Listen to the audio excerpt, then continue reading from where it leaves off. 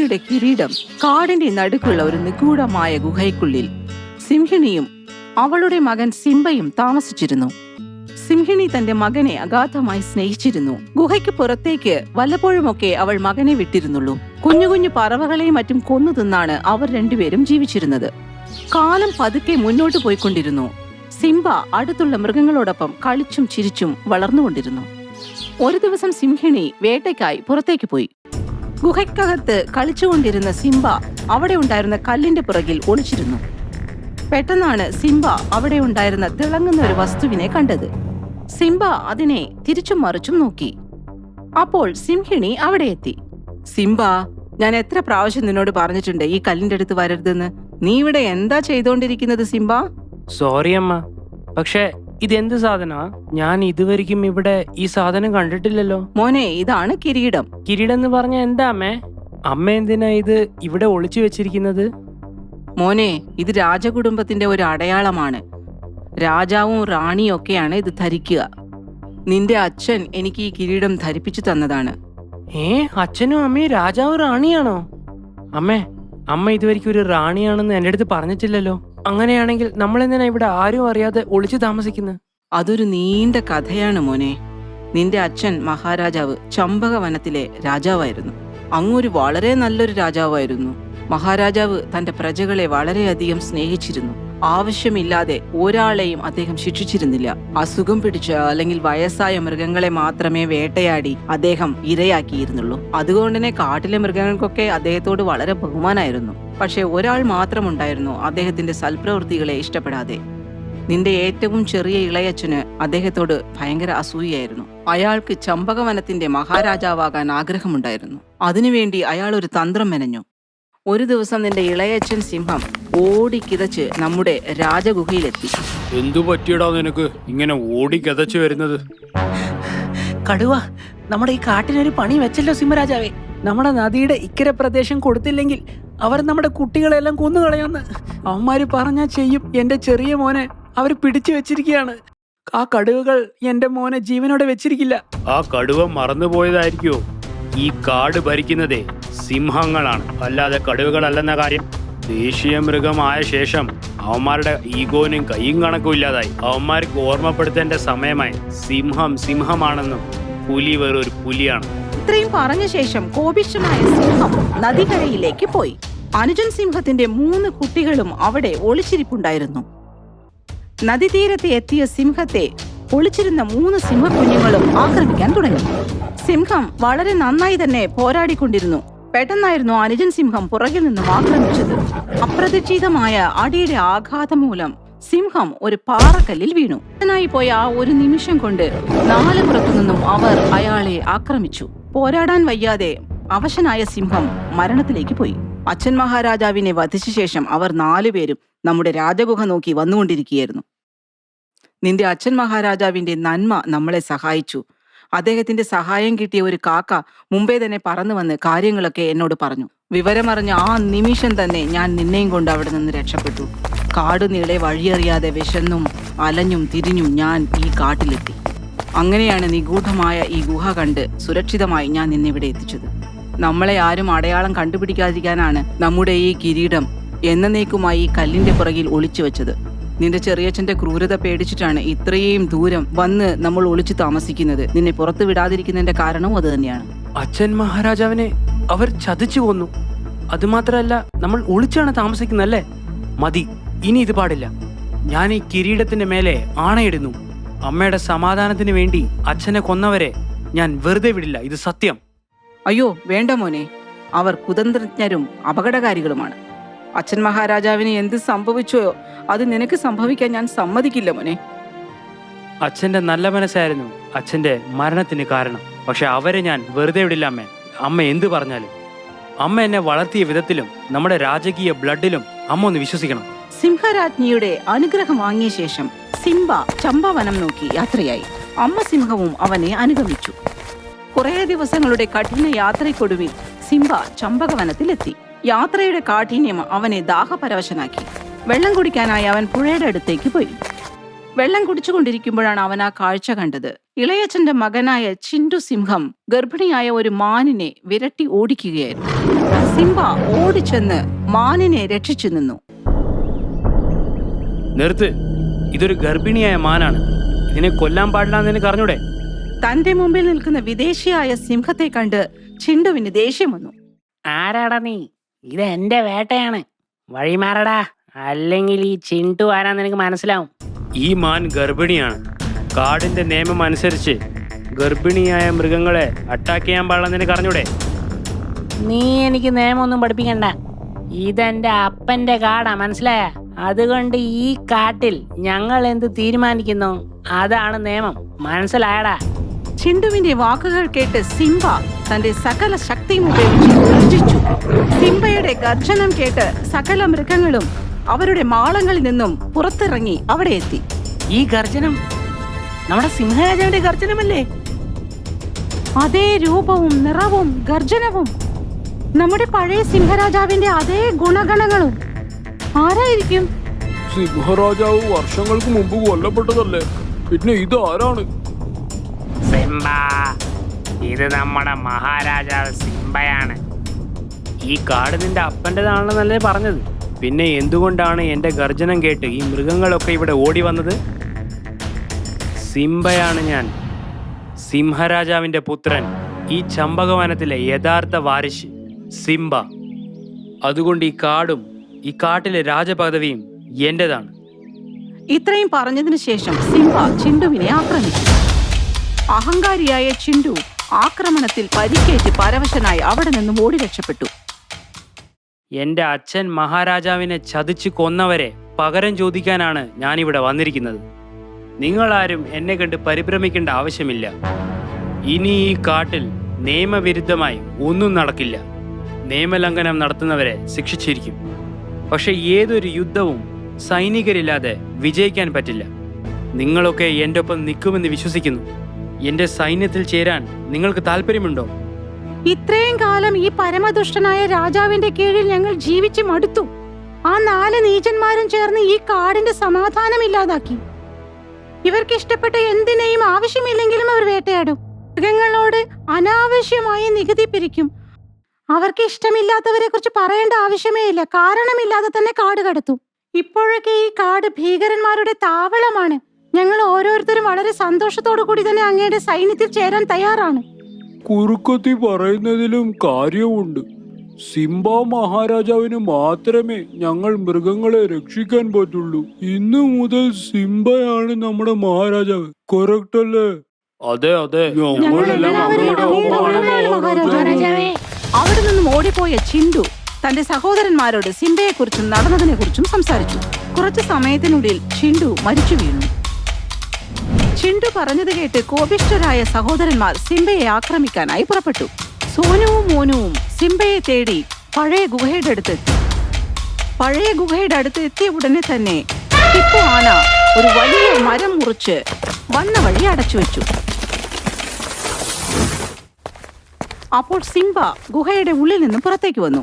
സോനുവും മോനുവും വളരെ ശ്രദ്ധയോടുകൂടി നിരീക്ഷിക്കാൻ തുടങ്ങി. സിംബയെ കണ്ട ഉടനെ തന്നെ അവർ രണ്ടുപേരും സിംബയുടെ മേൽ ചാടി വീണു. വളരെ ധീരതയോടുകൂടി തന്നെ സിംബ രണ്ടുപേരെയും എതിർത്ത് പോരാടി. പക്ഷെ പെട്ടെന്ന് സിംബയുടെ കാൽ അവിടെ ഉണ്ടായിരുന്ന ഒരു കൽക്കുഴിയിൽ പെട്ടു. സിംബയ്ക്ക് അനങ്ങാൻ പറ്റാതെയായി. മോനുവും സോനുവും സിംബയെ ആക്രമിക്കാൻ അപ്പോൾ ഒരുങ്ങി. ആ സമയത്ത് പാറയുടെ മുകളിൽ ഇരിക്കുകയായിരുന്ന കുരങ്ങച്ചൻ ഒരു കല്ലുരുട്ടി സോനുവിന്റെ മേലെ ഇട്ടു. പാറക്കല്ലിനടിയിൽപ്പെട്ട് സോനു മരിച്ചു വീണു. സോനുവിന്റെ മരണം കണ്ട മോനുവിന് ദേഷ്യം വന്നു. മോനു പാറയുടെ മുകളിലിരിക്കുന്ന കുരങ്ങച്ചന്റെ നേർക്ക് ചാടാൻ ഒരുങ്ങി. കുരങ്ങന്മാരുടെ ജീവിതം അപകടത്തിലായി. മോനു ആണെങ്കിലോ പാറയുടെ മേലെ ചാടി ചാടി അവിടെ എത്താൻ ശ്രമിച്ചു. ഇത് കണ്ട് സിംബ തന്റെ ശക്തി മുഴുവൻ ഉപയോഗിച്ച് ഉച്ചത്തിൽ ഗർജിച്ചു. പിന്നീട് തന്റെ ശക്തി ഉപയോഗിച്ച് ആ പാറക്കല്ലിനെ തള്ളിക്കളഞ്ഞു. കുരങ്ങനെ രക്ഷിക്കാൻ സിംബ മോനുവിന്റെ പുറകെ പാഞ്ഞു. ഒരൊറ്റ ചാട്ടത്തിന് സിംബ മോനുവിന്റെ മേൽ ചാടി അവനെ താഴെ തള്ളിയിട്ടു. മോനുവും സിംബയും വീണ്ടും നേർക്കുനേർ നോക്കി നിന്നു. സിംബ തന്റെ അപകടകരമായ ഇടി കൊണ്ട് മോനുവിനെ തറവറ്റിച്ചു. പിന്നീട് ആ മലയുടെ മുകളിൽ നിന്ന് തന്നെ താഴേക്ക് തള്ളിയിട്ടു. ഇളയച്ചൻ സിംഹം മാത്രമേ ഇനി ബാക്കിയുണ്ടായിരുന്നുള്ളൂ. അവന്റെ 3 പുത്രന്മാരും വധിക്കപ്പെട്ടു. വൃദ്ധനായ ഇളയച്ചൻ സിംഹം തന്റെ 3 കുട്ടികളുടെ മരണവാർത്ത കേട്ട് തകർന്നുപോയി. എന്നിട്ടും ആക്രോശിച്ചുകൊണ്ട് ഇളയച്ചൻ സിംഹം സിംബയെ ആക്രമിക്കാനായി എത്തി. അച്ഛൻ മഹാരാജാവ് നിന്നെ ഒരുപാട് സ്നേഹിച്ചു. പക്ഷെ എന്നിട്ടും നീ അച്ഛനെ ചതിച്ചു കൊന്നു. നീ എന്റെ ഇളയച്ചനൊക്കെ ആയിരിക്കാം, പക്ഷെ ഇന്ന് ഞാൻ എന്റെ 2 കൈ കൊണ്ട് നിന്റെ കഴുത്ത് നിരിച്ച് കൊല്ലാൻ പോവാണ്. ഇത്രയും പറഞ്ഞ ശേഷം സിംബ ഇളയച്ചന് നേരെ ആക്രമണം നടത്തി. ആക്രമണത്തിൽ ഇളയച്ചൻ സിംഹം തളർന്നുപോയി. സിംബയുടെ ചവിട്ടുകൊണ്ട ഇളയച്ചൻ സിംഹം ദൂരെ തെറിച്ചു വീണു.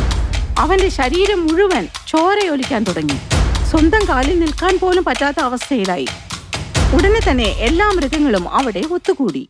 സിംബ, ഈ വൃത്തികെട്ടവന്റെ ചോരയിൽ നിന്റെ കൈ നനയ്ക്കണ്ട കേട്ടോ. ഇവനെ ഞങ്ങൾ ഈ കാട്ടിലെ മൃഗങ്ങളെല്ലാവരും കൈകാര്യം ചെയ്തോളാം. അത്രമാത്രം ഈ ദുഷ്ടനെ കൊണ്ട് ഞങ്ങൾ അനുഭവിച്ചിട്ടുണ്ട്. ഇപ്പോഴാണ് ഞങ്ങൾക്ക് ഇവനോട് പകരം വീട്ടാൻ നല്ലൊരു അവസരം കിട്ടിയിരിക്കുന്നത്. കുറുക്കത്തിയുടെ വാക്കുകൾ കേട്ട എല്ലാ മൃഗങ്ങളും സിംഹത്തിനെ ചവിട്ടുകയും കുത്തുകയും ചെയ്തു. അങ്ങനെ അവൻ മരിച്ചു. കാട്ടിലെ മൃഗങ്ങൾക്കൊക്കെ സിംബയുടെ സത്യസന്ധതയും ധീരതയും ബോധ്യപ്പെട്ടു. അവരെല്ലാവരും ചേർന്ന് പഴയ രാജാവിന്റെ കിരീടം എടുത്ത് സിംബയ്ക്ക് കിരീടധാരണ നടത്തി. അപ്പോൾ അവിടെ സിംഹരാജ്ഞി എത്തി. അപ്പോൾ സിംബ തന്റെ കിരീടമൂരി അമ്മയുടെ കാൽക്കൽ കാണിക്കയർപ്പിച്ചു. അമ്മേ, ഈ ധന്യമുഹൂർത്തം അമ്മയുടെയാണ്. ഞാൻ അമ്മയ്ക്ക് തന്ന വാക്ക് പാലിച്ചു. ഇതാ ഈ രാജ്യവും ഈ കിരീടവും ഇനി ഇത് അമ്മയുടേതാണ്. എന്റെ സത്യപ്രതിജ്ഞ ഞാൻ പൂർത്തീകരിച്ചിരിക്കുന്നു. ഇനി എനിക്കൊന്നും വേണ്ട. മകന്റെ വാക്കുകൾ കേട്ട അമ്മ മഹാറാണി സന്തുഷ്ടയായി. എല്ലാ മൃഗങ്ങളുടെയും മുമ്പിൽ വെച്ച് സിംബയുടെ തലയിൽ കിരീടം ചൂടിച്ച് തന്റെ കിരീടവും റാണി തലയിൽ ചൂടി.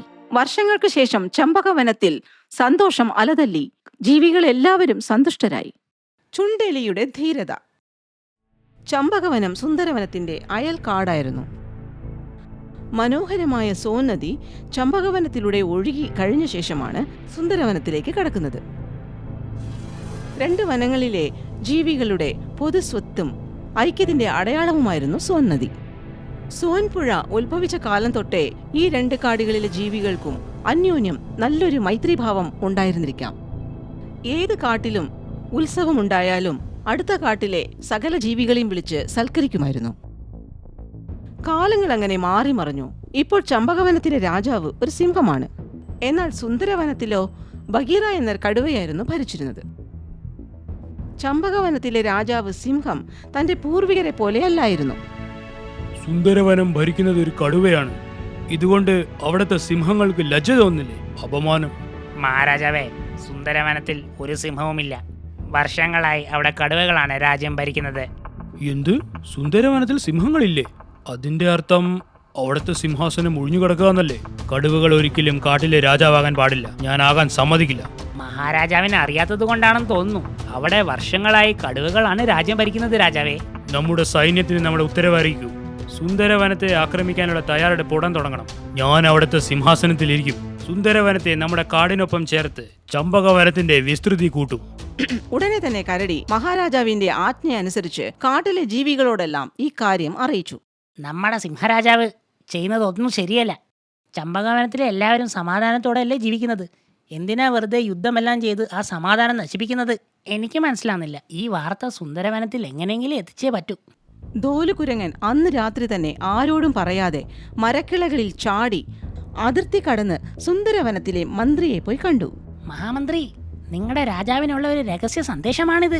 എനിക്കത് മഹാരാജാവിനോട് മാത്രമേ പറയാൻ പറ്റുള്ളൂ. എന്നെ രാജാവിന്റെ അടുത്ത് കൊണ്ടുപോകണം. ധോലുവിന്റെ വാക്കുകൾ കേട്ട മന്ത്രി കുറുക്കത്തി അവനെയും കൊണ്ട് ബഗീറയുടെ രാജഗുഹയിലെത്തി. അവർ അവിടെ എത്തിയ സമയത്ത് ബഗീറ മഹാരാജാവ് വിശ്രമിക്കുകയായിരുന്നു. ബഗീറയെ കണ്ട ധോലുകുരങ്ങൻ ഒന്ന് പേടിച്ചു. പക്ഷേ ധൈര്യം സംഭരിച്ച് അവൻ ബഗീറ കടുവയെ എഴുന്നേൽപ്പിക്കാൻ ശ്രമിച്ചു. രാജാവേ, മഹാരാജാവേ, ഒന്ന് എണീക്ക്. കുറേ സമയം ധോലുകുരങ്ങൻ കടുവയെ ഉണർത്താനായി പരിശ്രമിച്ചതിന്റെ ഫലമായി കടുവ എഴുന്നേറ്റിരുന്നു. ആരാണ് നീ? ഈ അർദ്ധരാത്രിയിൽ എന്റെ രാജഗുഹയിൽ നീ എന്താണ് ചെയ്യുന്നത്? നീ എന്റെ പ്രജയല്ലല്ലോ. മഹാരാജാവേ, ഞാൻ ചമ്പകവനത്തിലെ കുരങ്ങനാണ്. ഇന്ന് ഞാനൊരു രഹസ്യ ദൂതുമായാണ് വന്നത്. ഞാൻ അങ്ങയോടൊരു പ്രധാനമായ സന്ദേശം അറിയിക്കാനാണ് ഇവിടെ വന്നത്. എന്താണ് കാര്യം? പെട്ടെന്ന് പറയണം. മഹാരാജാവേ, ഞങ്ങളുടെ ചമ്പകവനത്തിൽ പഴയ രാജാവ് സിംഹത്തിന്റെ മോൻ സിംഹരാജാവാണ്. ഞങ്ങളുടെ കാട് ഭരിക്കുന്നത്. ഞങ്ങളുടെ പഴയ രാജാക്കന്മാരെ പോലെ ഇദ്ദേഹം സമാധാനപ്രിയനല്ല. ചമ്പകവനത്തിനോടൊപ്പം സുന്ദരവനത്തെയും ചേർക്കണമെന്നാണ് സിംഹരാജാവിന്റെ ആഗ്രഹം. പെട്ടെന്ന് തന്നെ സുന്ദരവനത്തെ അറ്റാക്ക് ചെയ്യാനാണ് സിംഹം തീരുമാനിച്ചിരിക്കുന്നത്. നീ ചമ്പകവനത്തിലെ പ്രജയല്ലേ? പിന്നെ എന്തിനാണ് ഈ സന്ദേശം എനിക്കിപ്പോൾ എത്തിച്ചു തന്നത്? നിനക്ക് നിന്റെ രാജാവിനോട് കൂറില്ലേ? മഹാരാജാവേ, ഞങ്ങൾ ചമ്പകവന വാസികൾക്ക് സുന്ദരവനത്തെ ആക്രമിക്കുന്നതിനോട് ഒരു താല്പര്യവുമില്ല. കാടുകൾ തമ്മിൽ ശത്രുത വേണോ രാജാവേ? യുദ്ധം ഒരിക്കലും ഒന്നിനും പരിഹാരമല്ലല്ലോ. ഈ സന്ദേശം എത്തിച്ചതിന് നിനക്ക് നന്ദിയുണ്ട്. പക്ഷേ നിന്റെ ജീവിതം അപകടത്തിലാവുമെന്ന് എനിക്ക് തോന്നുന്നു. ഈ കാര്യം സിംഹരാജാവ് മാത്രം അറിഞ്ഞു കഴിഞ്ഞാൽ നീ ഒരു രാജദ്രോഹിയായി മാറും. നിന്നെ മരണശിക്ഷയ്ക്ക് വിധിക്കും. നിങ്ങൾ തന്നെ പറഞ്ഞൊരു രാജാവേ, ഞാൻ എന്താ ചെയ്യേണ്ടത്? നീ എൻ്റെ കാട്ടിൽ താമസിച്ചോളൂ. നീ ഇവിടെ സുരക്ഷിതനാണ്. നിനക്ക് ഈ കാട്ടിൽ ഒരു പ്രശ്നവും വരാതെ ഞാൻ നോക്കിക്കോളാം. ധോലുകുരങ്ങന്റെ സന്ദേശം മാനിച്ച് തന്റെ സൈന്യത്തെ വിളിച്ചുകൂട്ടി കാര്യങ്ങൾ വിശദീകരിച്ചു. അതിനുശേഷം അവരെ അതിർത്തികളിലേക്ക് പറഞ്ഞയച്ചു. 2 ദിവസങ്ങൾക്ക് ശേഷം നമ്മൾ ഇനി എത്ര പേരെ ചേർത്താലും നമ്മുടെ സൈന്യബലം കുറവ് തന്നെയാണ്. ഒരു പക്ഷേ സുന്ദരവനത്തെ സിംഹരാജാവ് ആക്രമിക്കുകയാണെങ്കിൽ നമ്മുടെ വിജയസാധ്യത വളരെ കുറവാണ്. ചമ്പകവനത്തിൽ സിംഹങ്ങളുടെയും കടുവകളുടെയും വലിയൊരു സൈന്യമുണ്ട്. ആ മഹാസൈന്യത്തിന്റെ മുമ്പിൽ സുന്ദരവനത്തെ സൈന്യം ബലഹീനമാണ്. നമ്മുടെ സുന്ദരവനത്തിലെ സൈന്യത്തിന്റെ മനോബലത്തെ നിർവീര്യമാക്കരുത് മഹാരാജാവേ. ഇവിടെ താരതമ്യം ചെയ്യേണ്ടതിന്റെ ആവശ്യമെന്തിരിക്കുന്നു? ഇവിടെയുള്ളവർക്ക് സുന്ദരവനത്തിന് വേണ്ടി ജീവൻ കൊടുക്കാനുള്ള മനസ്സുണ്ട്. എനിക്കറിയാം, നിങ്ങളെപ്പോലെയുള്ള വീരയോദ്ധാക്കളുടെ ദേശഭക്തി ഞാൻ ഒരിക്കലും സംശയിക്കില്ല. സത്യം പറയുകയാണെങ്കിൽ എനിക്ക് യുദ്ധത്തിനോട് ഒരു താല്പര്യവുമില്ല. വെറുതെ നമ്മുടെ ധീരയോദ്ധാക്കളുടെ രക്തമൊഴുക്കാൻ എനിക്ക് താല്പര്യമില്ല. എത്ര ആലോചിച്ചിട്ടും ഒരു പിടിയും കിട്ടുന്നില്ലല്ലോ.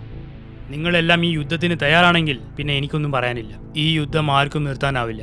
അടുത്ത ദിവസം സിംഹരാജാവ് തന്റെ ഒരു പ്രജയുടെ വശം കടുവയ്ക്കുള്ള ഒരു സന്ദേശം കൊടുത്തുവിട്ടു.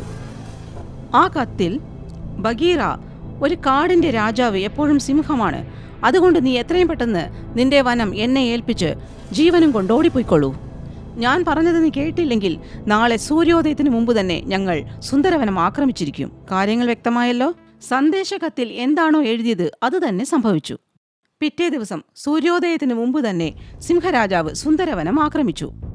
ഒരു ദിവസം മുഴുവനും സുന്ദരവനവും ചമ്പകവനവും യുദ്ധത്തിലേർപ്പെട്ടു. സന്ധ്യയായപ്പോൾ യുദ്ധം അവസാനിപ്പിച്ച ശേഷം സിംഹരാജാവ് തന്റെ സൈനികരോട് പറഞ്ഞു, കടുവയുടെ സൈന്യം അംഗബലത്തിൽ കുറവാണെങ്കിലും മനോബലത്തിൽ ശക്തരാണ്. ഇങ്ങനെ യുദ്ധം ചെയ്ത് നമുക്ക് ആ കടുവയെ ഒരിക്കലും തോൽപ്പിക്കാൻ പറ്റില്ല. വേറെ എന്തെങ്കിലും ഒരു മാർഗം കണ്ടുപിടിക്കണം. ഈ യുദ്ധത്തിന് പകരം സുന്ദരവനത്തെ നമ്മൾ ബുദ്ധി കൊണ്ടാണ് തോൽപ്പിക്കേണ്ടത്. മന്ത്രി, നമ്മുടെ വനത്തിൽ ഉദ്ഭവിച്ച സോൻ നദി സുന്ദരവനത്തിൽ കടക്കുന്നതിന് മുമ്പ് തടയണ കെട്ടണം. അങ്ങനെ പുഴയുടെ ഒഴുക്ക് തടയണം. നമുക്ക് കാണാലോ എത്ര ദിവസം ജലമില്ലാതെ ആ സുന്ദരവനം ജീവിക്കുമെന്ന്. പക്ഷേ രാജാവേ, സോൻപുഴ എല്ലാവർക്കും അവകാശപ്പെട്ടതല്ലേ? നമ്മുടെ സ്വാർത്ഥതയ്ക്ക് വേണ്ടി ആ പുഴയെ എങ്ങനെ നമ്മൾ തടയും? ഇടോ മന്ത്രിക്കരടി, ഈ കാട്ടിൽ ഞാൻ വെച്ചത് മാത്രമാണ് ചട്ടം. ഞാൻ എന്തു പറയുന്നോ അത് അനുസരിക്കൽ മാത്രമാണ് നിന്റെ ജോലി. യുദ്ധത്തിൽ കൊല്ലുന്നത് ധർമ്മമെങ്കിൽ ശത്രുവിന് വെള്ളം കൊടുക്കാതിരിക്കുന്നത് മാത്രം എങ്ങനെയാണ് തെറ്റാവുന്നത്? രാജാവേ, സോൻപുഴയ്ക്ക് നമ്മളിവിടെ തടയണ കെട്ടിക്കഴിഞ്ഞാലേ സുന്ദരവനം ദാഹിച്ചു മരിക്കും. വെള്ളമില്ലാതെ എത്ര ദിവസം അവർക്ക് യുദ്ധം ചെയ്യാൻ പറ്റും? നീ പറഞ്ഞത് ശരിയാണ് കുറുക്കത്തി. ഇവിടെ വെള്ളമാണ് നമ്മുടെ ആയുധം. നീ നോക്കിക്കോ, ആ ബഗീരക്കടുവ 2 ദിവസത്തിനുള്ളിൽ എന്റെ മുമ്പിൽ വന്ന് തലകുനിച്ചു നിൽക്കും. സിംഹരാജാവിന്റെ ഉത്തരവനുസരിച്ച് ചമ്പകവാസികൾ പുഴ തടയാനുള്ള ഒരുക്കങ്ങൾ തുടങ്ങി. നദിയുടെ കുറുകെ അണ കെട്ടാൻ തുടങ്ങി. സകല മൃഗങ്ങളും ഒരുമിച്ച് പ്രവർത്തിച്ചതുകൊണ്ട് പെട്ടെന്ന് തന്നെ അണ കെട്ടി പുഴയെ തടഞ്ഞു. സുന്ദരവനത്തിലേക്കുള്ള സോൻ നദിയുടെ ഒഴുക്ക് നിന്നു. പുഴ വരണ്ടുണങ്ങിയതുകൊണ്ട് ദാഹിച്ചു വലഞ്ഞ മൃഗങ്ങൾ കടുവയുടെ അടുത്തെത്തി. അവരുടെ സങ്കടം പറഞ്ഞു. ബഗീര, അല്ലെങ്കിൽ തന്നെ ചൂട് കൊണ്ട് മൃഗങ്ങളെല്ലാം തളർന്നിരിക്കുകയാണ്. ഇപ്പൊ സോൻ നദിയും വറ്റിക്കഴിഞ്ഞു. എന്തെങ്കിലും ചെയ്യണം. കുടിക്കാൻ ഒരു തുള്ളി വെള്ളമില്ല. ചുണ്ടലിയുടെ വാക്കുകൾ കേട്ട ബഗീറ ചിന്തിക്കാൻ തുടങ്ങി. ഞാൻ തോൽവി സമ്മതിക്കണമെന്ന് നിങ്ങൾക്ക് തോന്നുന്നുണ്ടോ? എന്റെ പ്രജകൾ ദാഹം കൊണ്ട് വലഞ്ഞു തിരിയുന്നത് എനിക്ക് സഹിക്കാൻ പറ്റില്ല. ഞാൻ എന്റെ തോൽവി സമ്മതിക്കാൻ പോകുകയാണ്. ഒരു നിമിഷം രാജാവേ, എല്ലാ പ്രശ്നത്തിനും ഒരു പരിഹാരമുണ്ട്. നമ്മൾ ഭയന്നത് കൊണ്ട് പ്രശ്നം തീരില്ലല്ലോ. എനിക്ക് മറ്റൊരു പോംവഴിയും കണ്ടെത്താൻ പറ്റുന്നില്ല. നിങ്ങൾക്ക് വല്ല സൂത്രവും അറിയാമെങ്കിൽ പറയൂ. രാജാവേ, നിങ്ങൾ നമ്മുടെ പരാക്രമികളായ ധീര യോദ്ധാക്കളെ ആ ഡാമിന്റെ അടുത്ത് അയക്കണം. എന്നിട്ട് അത് പൊട്ടിക്കാൻ ശ്രമിക്കാൻ പറയണം. ബഗീറയ്ക്ക് ചുണ്ടലി പറഞ്ഞത് ശരിയാണെന്ന് തോന്നി. ബഗീറ കടുവ യോദ്ധാക്കളോട് തടയണയുടെ അടുത്തേക്ക് പോകാൻ പറഞ്ഞു. കടുവ യോദ്ധാക്കൾ അവിടേക്ക് പോയി. പക്ഷേ മറുകരയിൽ സിംഹം ഒരു സൈന്യത്തെ തന്നെ അവിടെ വിന്യസിച്ചു നിർത്തിയിരുന്നു. അതിശക്തമായ സുരക്ഷാ സന്നാഹം അവിടെ ഉണ്ടായിരുന്നു. ഇത് കണ്ട് കടുവ യോദ്ധാക്കൾ തിരിച്ചുപോയി. മഹാരാജാവേ, ഡാം തുറക്കാൻ പറ്റുമെന്ന് തോന്നുന്നില്ല. അവിടെ സുരക്ഷ അതിശക്തമാണ് രാജാവേ. യോദ്ധാക്കൾ പറഞ്ഞത് കേട്ട ബഗീറ വല്ലാതെ അസ്വസ്ഥനായി. മഹാരാജാവേ, അങ്ങ് തളർന്നു പോകരുത്. ഞാനിതാ വാക്ക് തരുന്നു, ഞാൻ ആ ഡാം കടിച്ചു പൊട്ടിച്ചിട്ടേ തിരിച്ചു വരുള്ളൂ. ഇത്രയും വലിയ യോദ്ധാക്കൾ പോയിട്ട് നടക്കാത്ത കാര്യം കിഴങ്ങ് തുരക്കുന്നത് പോലെയല്ല അണ പൊട്ടിക്കുന്നത്. ആലോചിച്ചാണോ പറയുന്നേ? എടാ ചുണ്ടലിക്കുഞ്ഞാ, നീ എന്താണ് വിചാരിച്ചോണ്ടിരിക്കുന്നത്? എന്റെ കുറുക്കത്തി, ആരെ അങ്ങനെ നീ ചെറുതായി കാണരുത്, മനസ്സിലായോ? സൂചി ആയാലും കൊടുവാളായാലും എല്ലാറ്റിനും അതിൻ്റെതായ ധർമ്മമുണ്ട്. സൂചി ഉപയോഗിക്കേണ്ട സ്ഥലത്തെ കൊടുവാൾ ഉപയോഗിച്ചാലേ ഒന്നും നടക്കില്ല. നീ എന്താണ് പറയാൻ വരുന്നത്? പറ. ഞാൻ ചെറിയൊരു ജീവിയാണ്, അതുകൊണ്ട് തന്നെ എനിക്ക് മാളമുണ്ടാക്കി ആഴത്തിൽ പോകാൻ പറ്റും. അതുകൊണ്ട് തന്നെ ആരും കാണാതെ എനിക്ക് അവിടെ എത്തിച്ചേരാൻ പറ്റും. ചുണ്ടലി പറഞ്ഞ പദ്ധതി കേട്ട് ബഗീറയ്ക്ക് സന്തോഷമായി. അതൊക്കെ ശരി, ഇതൊരു ജീവൻ മരണ പോരാട്ടമാണ്. ഇതെല്ലാം അറിഞ്ഞിട്ടും നിനക്ക് അവിടെ പോണോ? സുന്ദരവനം എന്റെ ഗൃഹമാണ് രാജാവേ. അതിന്റെ സുരക്ഷയ്ക്ക് വേണ്ടി ഞാൻ മരിക്കാനും തയ്യാറാണ്. ചുണ്ടലിയുടെ ധൈര്യപൂർവമായ വാക്കുകൾ കേട്ട ബഗീറ അവനെ ആ ഉദ്യമം ചെയ്യാൻ അനുവദിച്ചു. ചുണ്ടലി മണ്ണിനടിയിൽ മാളങ്ങൾ ഉണ്ടാക്കി ആരും അറിയാതെ അണക്കെട്ട് വരെ എത്തി. അവിടെ എത്തിയ ചുണ്ടലി ആരുടെയും കണ്ണിൽപ്പെടാതെ തന്റെ കൂർത്ത പല്ലുകൾ ഉപയോഗിച്ച് അണക്കെട്ടിന്റെ കയറുകൾ ഓരോന്നായി കടിച്ചു പൊട്ടിക്കാൻ തുടങ്ങി. മണിക്കൂറുകൾ നീണ്ട കഠിന പ്രയത്നത്തിന്റെ ഫലമായി ആ പാവം ചുണ്ടലി എല്ലാ കയറും പൊട്ടിച്ചു. അങ്ങനെ പതുക്കെ പതുക്കെ സുന്ദരവനത്തിലേക്ക് സോൻപുഴ വീണ്ടും ഒഴുകി തുടങ്ങി. കുറച്ചു സമയത്തിനുള്ളിൽ ആ അണക്കെട്ട് പൂർണ്ണമായും തകർന്നു വീണു. അങ്ങനെ സുന്ദരവനത്തിൽ സോൻപുഴ എത്തി. പക്ഷേ നമ്മുടെ കുഞ്ഞ് ചുണ്ടലിയെ പിന്നീട് ആരും കണ്ടിട്ടില്ല. നമ്മൾ എല്ലാവർക്കും ആ ചുണ്ടലിയിൽ നിന്ന് ഒരുപാട് കാര്യങ്ങൾ പഠിക്കാനുണ്ട്. അവന്റെ ജീവൻ തന്നെ ബലി കൊടുത്ത് ഈ സുന്ദരവനത്തെയും ജീവികളെയും അവൻ രക്ഷിച്ചു. എനിക്ക് പേടി തോന്നുന്നു, അണക്കെട്ട് പൊട്ടി വീണപ്പോൾ ആ വെള്ളത്തിന്റെ ഒഴുക്കുകൊണ്ട് അവൻ ഒഴുകിപ്പോയോ? എങ്കിൽ അവൻ ഒരിക്കലും തിരിച്ചു വരില്ല. ചുണ്ടലിയുടെ ധീരതയെ ഈ സുന്ദരവനം ഒരിക്കലും മറക്കില്ല, ഒരിക്കലും. അപ്പോൾ പുഴയിൽ ഒഴുകിക്കൊണ്ടിരിക്കുന്ന ഒരു തടിയുടെ മേലിരുന്ന് സുന്ദരവനം നോക്കി വരുന്ന ചുണ്ടലിയെ അവർ കണ്ടു. നോക്കൂ നോക്കൂ, നമ്മുടെ ധീരനായ ചുണ്ടലി ദാ വരുന്നു, കണ്ടോ?